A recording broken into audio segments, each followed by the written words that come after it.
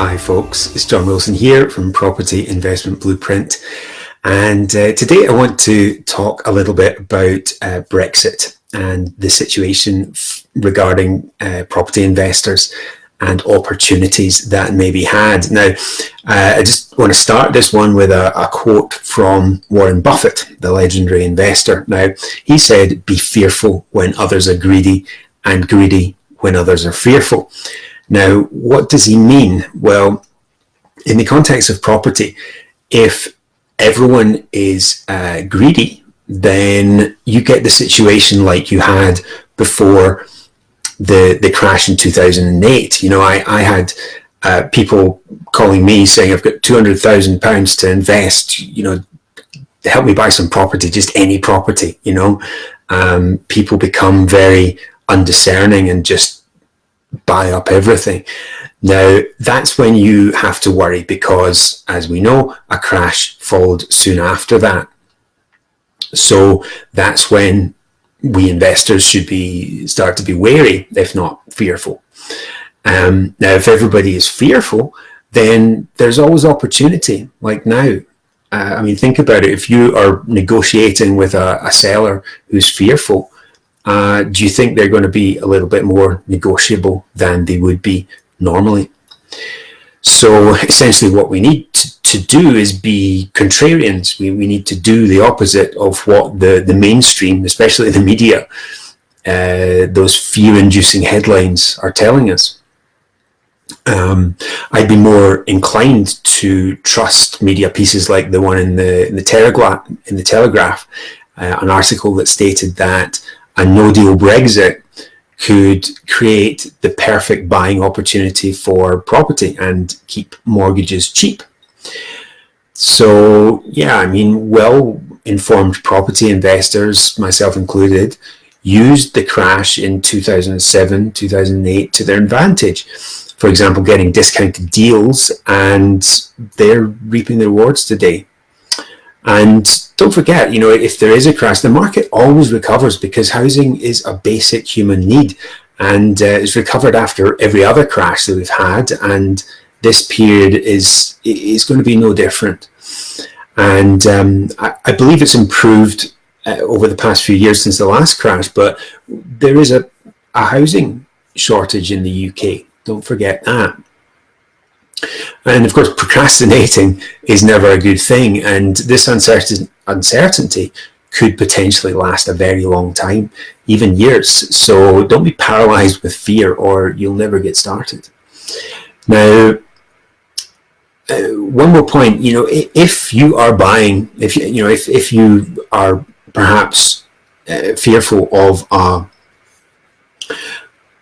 a crash in the market, of a dip in prices, don't forget that if you're buying below market value, say 20 to 30% below market value,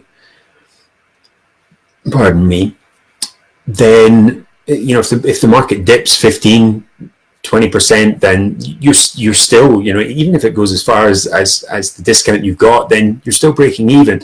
And of course, if you're holding for the long term, then which most people are, or if you should be, if you're buying, then, unless of course you're flipping, then you're going to be fine. And with the market slowing as it is in some places because of this uncertainty, then there are going to be more motivated sellers. And if you're dealing with motivated sellers to buy or perhaps package property or deals to other investors, then that's going to be an advantage for you, because the more motivated sellers on the market, the better deals that you're going to get. So that's the first strategy that investors are going to be using as to take advantage of this uncertainty. They're going to be either they're going to be targeting these motivated sellers, and they're either going to be buying themselves for big discounts, or they're going to be packaging those deals on to other investors who are buying for a fee.